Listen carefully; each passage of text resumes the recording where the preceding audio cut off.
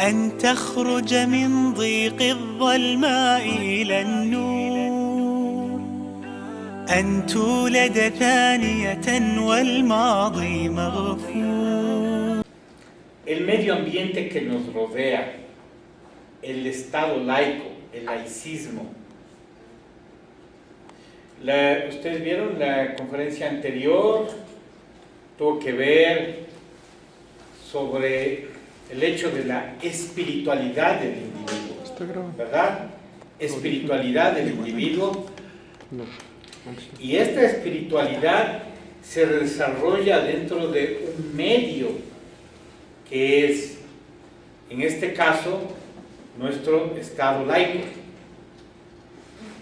Este es el tema que tenemos para hoy día. Entonces, históricamente vemos que el laicismo tuvo sus bases, su orígenes que está íntimamente ligado con el pensamiento occidental y conlleva una carga histórica e ideológica muy fuerte, pero estos procesos del laicismo fueron diferentes tanto en América del Norte como en Europa, es decir, no son estos procesos iguales. Y en América Latina está desarrollándose este proceso paulatinamente.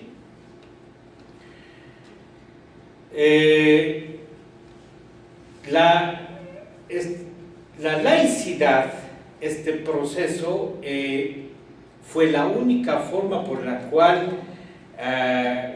hubo una alternativa viable para que puedan supervivir el pluralismo religioso, especialmente lo que tenía que ver con los protestantes en Europa, los ateos en Europa, los judíos en Europa, ¿cierto? ¿Cómo podían vivir? Porque el laicismo, defender al laicismo significaba defender la existencia misma de este tipo de grupos religiosos, de comunidades religiosas que iban surgiendo allá en Europa. Este tiene tres fases, que son la fase ideológica, la fase otra de implementación y la otra que siempre hay, la pugna de poder. La pugna de poder. En teoría, idealmente es la distinción del poder político versus el poder religioso. La no intervención del Estado en lo que tenga que ver en asuntos religiosos, no imposición del Estado en las entidades religiosas, ni viceversa tampoco. Las entidades religiosas, o en este caso, el proceso que vivimos en Ecuador, en América Latina, los centros islámicos, las denominaciones religiosas diferentes que existen, no podemos tampoco imponer algo al Estado. Y tampoco debe haber ningún sentido de privilegio de parte del Estado a ninguna de estas denominaciones religiosas, a ninguna de estas entidades religiosas. Debe ser esta una situación complementaria. Debe ser complementaria. Islámicamente no tenemos ningún problema. Desde el inicio del Islam, el Islam supo distinguir tradicionalmente el principio del poder político y el principio del poder religioso. Eso está muy claramente identificado en lo que es el ibadat, mis deberes, mis funciones, mis obligaciones para con Allah subhanahu wa ta'ala, con Dios altísimo, soberano, supremo, eterno, y el muamalat, los asuntos que tienen que ver en la aplicación hacia de las leyes, hacia el conjunto de las actividades normales que vive un ser humano. Siempre se distinguió al ibadat del muamalat. Entonces, dentro de lo que son los principios islámicos, no hay un problema, digamos, en este sentido, con lo llamado, con la interpretación esta de lo que sería el Estado laico, el Estado secular, también secular state que se le dice en inglés. Aquí, dentro del Islam, no hubo divorcio entre las autoridades religiosas y las autoridades políticas. Nunca hubo un divorcio. Tampoco el Estado, en los inicios del Islam, no fue un Estado, hay que entender que no fue un Estado confesional, no fue un Estado religioso, no fue un Estado teocrático, sino con amplia referencia coránica, con amplias referencias de la ley de Dios para ser implementado en las leyes que gobiernan y que rigen la vida pública de los ciudadanos de este Estado. Ahora volviendo, lo que debería ser teóricamente lo óptimo, el Estado laico debe diferenciar entre los derechos de los ciudadanos comunes y la riqueza de los valores culturales. En esto debe diferenciar claramente,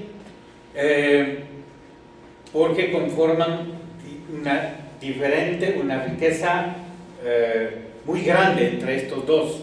Los valores culturales de las personas son unos, y estos valores culturales plasmados en este individuo debe ser visto como un ciudadano en pleno uso de sus facultades, de sus derechos ciudadanos frente al Estado. ¿Sí? En nuestra realidad ecuatoriana nosotros tenemos diferentes nacionalidades, y nuestro Estado ecuatoriano, en la Constitución del 2008, la Constitución vigente de Montecristi, el primer artículo habla que el Estado ecuatoriano es un Estado laico, no confesional, no religioso, ¿sí? Y la riqueza de la cultural, de la forma de vestir de cada una de nuestras nacionalidades, digamos así, los otavalos, los descendientes de los puruáes, de los shiris, digamos, aquellas nacionalidades que hasta hoy día permanecen en nuestro territorio ecuatoriano, especialmente en lo que es el callejón interandino, hasta los salasacas. Cada uno de ellos tiene su forma, su riqueza de vestirse, ¿no? Con sus distintos trajes típicos, y eso debe ser respetado por el Estado, ¿no? Su riqueza cultural, su forma de alimentarse, su forma de vestirse, su forma de percibir la naturaleza, y a la vez darle el derecho correspondiente a ser un ciudadano común en pleno uso de sus facultades dentro del Estado ecuatoriano. Hasta aquí espero me esté claro en estos conceptos. Y el Estado debe integrar una parte importante. El Estado debe integrar, debe respetar y debe otorgar estos derechos. El Estado es en sí un garante, debe ser, en la teoría, Y si no es en la práctica, debemos propender a que sea en la práctica garante del espacio natural, del espacio neutral en la esfera pública. La religión, la laicidad es la expresión de la religiosidad en la esfera pública. Pero el Estado debe ser el garante de esta neutralidad, de este espacio en donde todos podemos convivir, sin imponernos, sin creernos los unos superiores a los otros por el hecho de tener un prisma espiritual religioso o por el hecho de pertenecer a una etnia o de hablar un lenguaje original aborigen. No podemos sentirnos ni inferiores ni superiores. Esto es parte de los deberes del Estado, hacer que se respete esta neutralidad. El Estado debe proteger también el pluralismo religioso, reconociendo, otorgando los derechos y tratando a los individuos como iguales.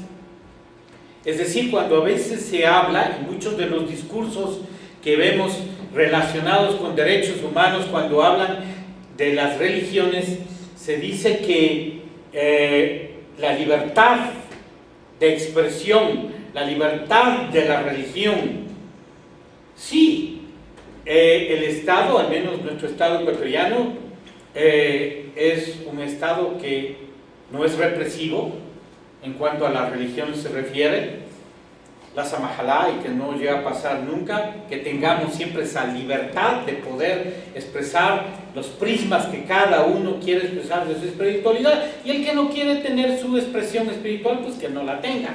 Todo esto debe ser respetado, este pluralismo,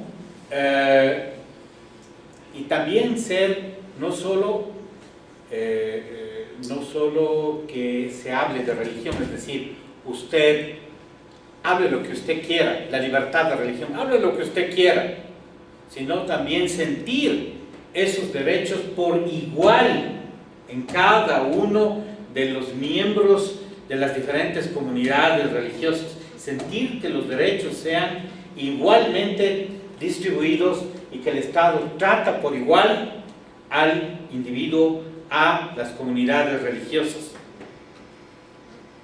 Los principios inalienables de los derechos ciudadanos del Estado laico son la libertad de conciencia, la libertad religiosa y la tolerancia como marco de referencia, de protección. Cada sociedad ha experimentado el proceso del laicismo, es decir, si se habla de un laicismo europeo, allí cada país, el laicismo francés, diferente al laicismo británico, diferente a otro tipo de laicismo. En América del Norte, igual, Estados Unidos, Canadá, cada uno de estos modelos deben ser estudiados de una forma diferente y cada uno de esos tiene un proceso diferente de desarrollo. En Latinoamérica, para hablar de este proceso, nos toca en realidad tratar de entender la psicología colectiva de cada nación y así tratar de entender la esencia de la problemática de cada país. Por ejemplo, aquí en nuestro país existe más de un artículo. Hermano Marcos, si podemos colocar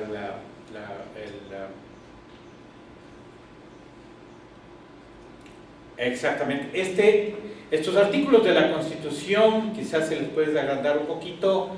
Los artículos de la Constitución ya están pasados a este momento por las redes sociales que estamos manejando, donde se habla de derechos, de libertad, especialmente lo que constituye el artículo 66, hay el numeral 4, el numeral 5, el numeral 6, el 8, el 11, todos ellos referentes a la libertad constitucional, libertad religiosa, el derecho a conservar, el número 8, de derecho a practicar, conservar, cambiar, profesar en público, en privado, su religión o de sus creencias y difundirlas individualmente o colectivamente con las restricciones que impone el respeto a los derechos. Y así ustedes pueden ver amplia referencia constitucional para profesar nuestra religión. No es un favor que las instituciones estatales otorguen los derechos a los musulmanes o cualquier otro tipo de denominación religiosa, sino que es una obligación de los funcionarios estatales en otorgar esos derechos a los musulmanes o a otras religiones, porque está hablando ahí de la pluralidad religiosa. Entonces, siendo que hay amplia referencia en cuanto se refiere a la libertad religiosa, hay que entender la problemática del país. La problemática de nuestro país está en realidad en la interpretación y la aplicación del funcionario público. El funcionario público es el que al final hace que esta ley se plasme o no en este ciudadano que tiene un prisma religioso. Entonces allí está uno de los puntos neurálgicos, allí está uno de los nudos, digamos así. También otro puede ser, hay que tener muy en cuenta cierto tipo de ideologías. Los que manejan las ideologías en algún momento, cuando están anclados a una agenda particular, quieren descarrilar este sentido del derecho religioso. Bien, hasta aquí en breve lo que hemos podido decir. Ahora, ¿qué es lo que pudiera yo aconsejar a nuestros hermanos musulmanes?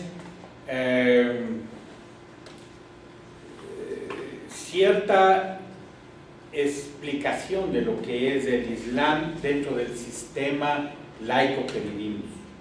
¿Cómo explicamos a la persona nuestra religiosidad en el sistema laico? La forma correcta es, como decía, tratar siempre de contestar las preguntas, el por qué. ¿Por qué rezo? ¿Por qué ayuno? Rezo por mantener un contacto diario, continuo con Allah, por purificación, porque son parte de sus leyes, porque es un bien que me equilibra a mi parte humana, me equilibra dando alimento a mi espíritu, etc. Tratar de dar siempre una explicación a las personas y no decir, por ejemplo, como en muchas ocasiones, el ayuno es la abstinencia de la comida y de la bebida.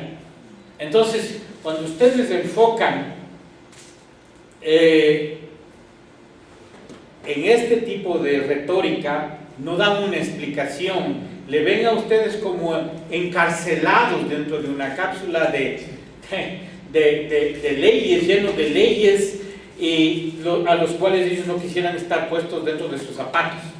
Ellos no quisieran estar puestos dentro de sus zapatos. Entonces ustedes explican dentro del Estado laico al funcionario público, a las personas que están ahí dispuestas a entenderles: mi vida tiene un significado, mi vida toma un significado porque estoy encontrándome con Dios 5 veces al día. Entonces por eso es que yo prefiero no tomar licor, porque no solo porque me dice Dios que ahí no es cuestión solo de dar halal haram, no, la religión no es esta. Uno debe tratar de explicar y debe tratar de decir con todo la dignidad que uno tiene como ser humano y con todo el orgullo de ser un musulmán, debe tratar de explicar por qué rezo, por qué ayuno, si rezo, si ayuno, etc. Y el entendimiento de mi dignidad humana tiene que visualizarse con profundos rasgos éticos en mi accionar. Si no, ¿para qué?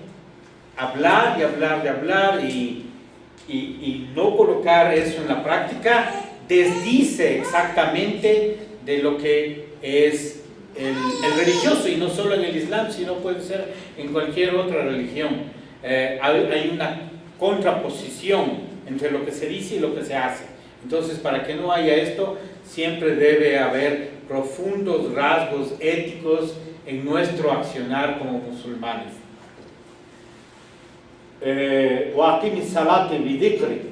Y yo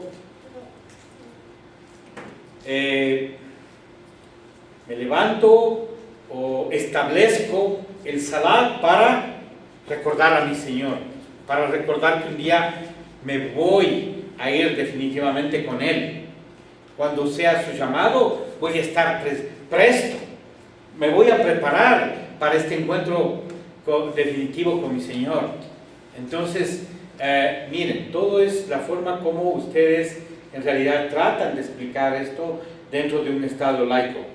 En realidad no debería haber problemas en la aplicación del sistema laico en referencia a la comunidad musulmana, pues la misma tiene que observar las leyes estas del buen vivir.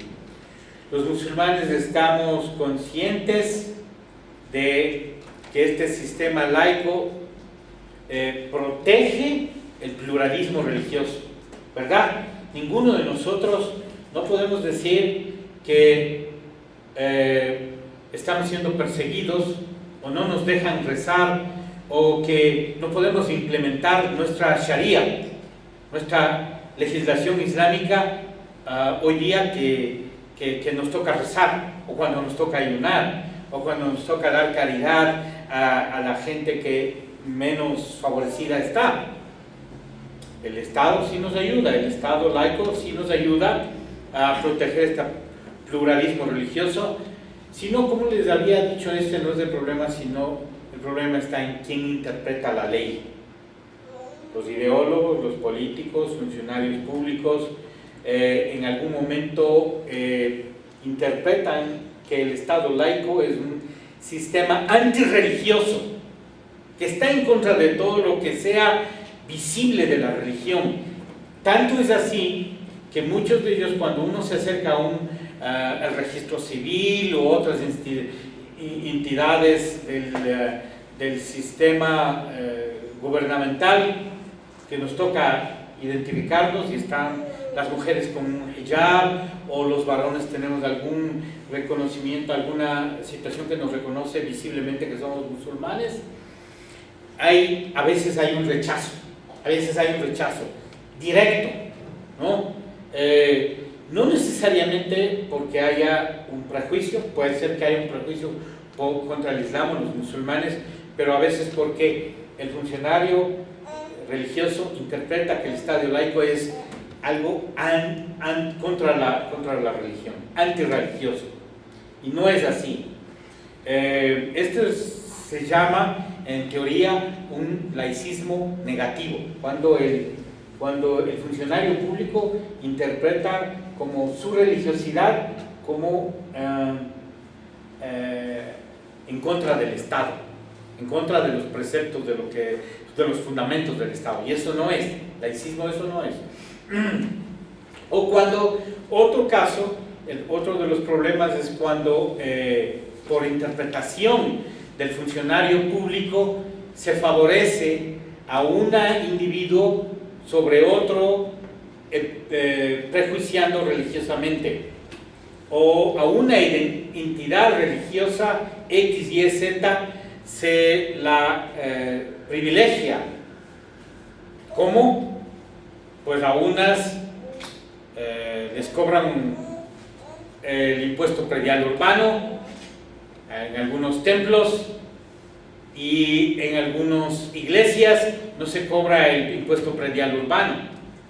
Entonces ese es un privilegio que está haciendo el funcionario público en detrimento, en menoscabo de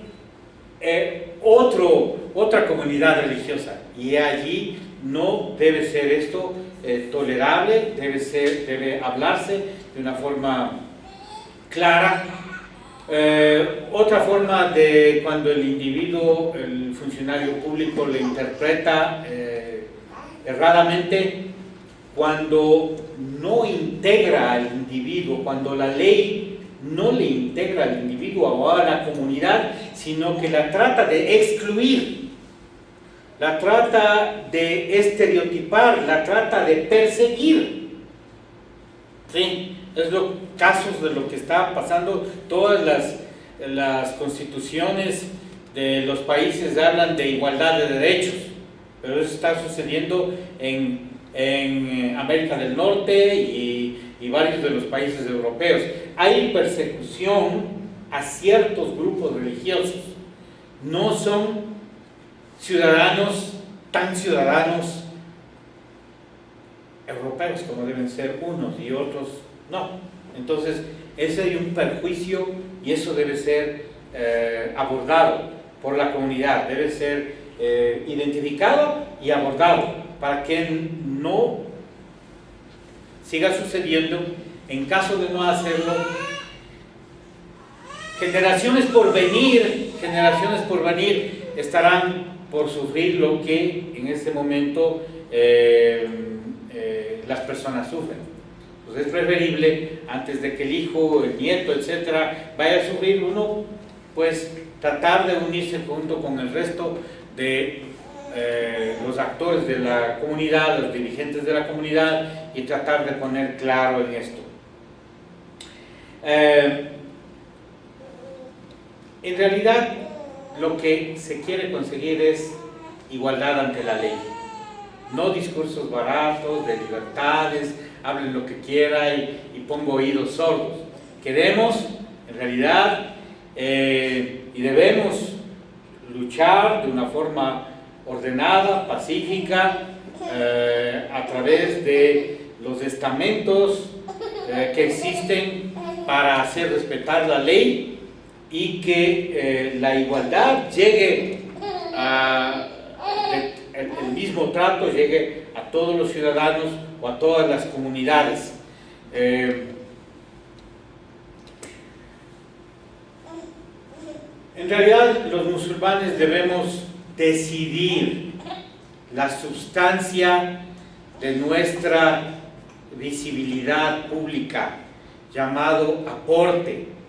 Los musulmanes no debemos estar viviendo guetizados, en burbujas, o peor aún, invisibles, que más bien no me reconozcan, que hago mi salat por ahí, en un lugarcito, sí, no, debo hablar y debo decir. Es como el cristiano con todo derecho, el momento antes de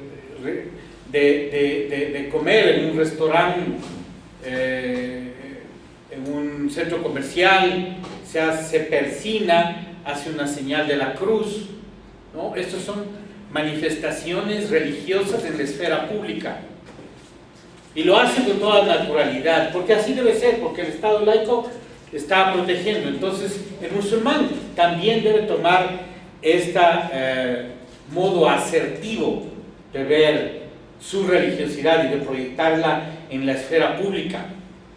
Y debemos tener un valor agregado a esta visibilidad de nuestra comunidad musulmana en la sociedad latinoamericana. Así es como debe desarrollarse el laicismo y la laicidad en nuestra América Latina. Ser asertivo, respetuoso, tener una postura moral basada en sus valores, una manera correcta de expresar y practicar sus principios, una interacción con piedad, con respeto, con misericordia, con amor, no con arrogancia, porque esto va a causar siempre rechazo, ¿no es cierto? Si tenemos actitudes arrogantes, amor, misericordia, consideración por el género humano. Otra parte importante es la responsabilidad de lo que conocemos como el núcleo, la responsabilidad de la crianza de los hijos, de este núcleo familiar. Hijos responsables es donde debemos centrarnos en quality antes que quantity, en calidad antes que en número. En número somos ya muchos, 1.800 millones de habitantes musulmanes sobre el planeta, un cuarto de la población. ¿Hacemos el peso o el contrapeso que debemos tener dentro del contexto internacional? Me pregunto. Ok, si la respuesta no es positiva, entonces debemos concentrarnos en la calidad de los hijos que procreamos y su crianza. Ser autónomos. Autónomos no quiere decir una independencia irresponsable. Autonomía. Lo más pronto posible, dar responsabilidades a los hijos. Aquí en nuestra América Latina, eso es un gran problema. Es un gran problema, inclusive que repercute en la calidad de la democracia. ¿Cuántos politólogos que estudian calidad de la democracia, verdad, calidad de la democracia, no van a las raíces? ¿Cuál es la raíz? La familia, donde el padre o no ha cumplido en realidad, o ha sido negligente, o simplemente ha habido una sobreprotección familiar del padre, la madre, y lo único que sabe el chico o la chica el momento de salir graduados como bachiller en el 6º curso es saber hacer su mochila, porque ni tender la cama le dan, todo le dan haciendo. Entonces, con esa irresponsabilidad con la que creemos, inclusive hay muchos casos de personas que han sido brillantes en la escuela, colegio y universidad, cum laude, primeros puestos, etcétera, y gente irresponsable en el manejo financiero, cuando ya va a la esfera pública, gente que ha usufructuado de los dineros estatales, primeras antigüedades de escuelas, colegios militares. ¿Cómo se explica la irresponsabilidad con la que fueron creados? ¿Cierto? No, es niño, es joven, es adolescente, déjale pasar. No, al joven, al niño tiene que ya empezar a darle una responsabilidad de indicarle, de saber cómo el padre y la madre se gana la vida, cuánto vale tener un dólar traducido en pan sobre la mesa del desayuno diario, cuánto vale traer, ¿verdad? Pero eso no les enseñamos. Que vivan en una burbuja, van a ser funcionarios públicos y pues ahí se agarran todo lo que sabían agarrar en la casa de mamita y de papito, ¿no? Y primeros, y abanderados, y cosas así. Miren, qué falla no de nuestro sistema mismo, ¿ah? Entonces, para ello es muy importante, dentro de la familia musulmana ponemos un especial énfasis en la crianza de los hijos, para que luego sean entes de progreso, de desarrollo dentro de nuestro Estado. Así entonces, hemos dicho la postura moral, la manera de expresar, la interacción, la responsabilidad con los hijos, la ética de su ciudadanía, de su identificación religiosa, está en sus deberes y sus obligaciones. La ética aplicada en aquellos que quieren seguir, se identifican con la política, en el plano nacional, en el plano internacional. La visibilidad de la contribución que debe tener la comunidad musulmana es multifacética. Ahora, como digamos, miembros, individuos escogidos que tenemos en nuestra comunidad, como líderes que son de la comunidad, debemos tener una contribución multifacética en nuestra sociedad. ¿Qué quiere decir? En la parte intelectual, en la parte social, en la parte psicológica, en la parte espiritual, religiosa. No se encarcele en símbolos exteriores. Explique a la gente, como he dicho, y siempre tenga en alto este valor islámico de la dignidad del ser humano. Bismillah ar-Rahman ar-Rahim, en el nombre de Allah, el más clemente y el más misericordioso. Walaqad karramna, y hemos hecho dignos Bani Adam, y hemos dicho dignos, hemos criado con dignidad, dice Dios, al hijo de Adán. Le hemos dado la dignidad, le hemos enaltecido sobre el resto de los reinos animal, vegetal, etc. Y para algunos de mis digamos colegas, a veces contertulios de las guías, Doat, Mashaykh, que creen que el Islam es convertir a la gente. No, ellos ven un prisma muy, digamos, singular del Islam. El objetivo del Islam no es convertir a la gente.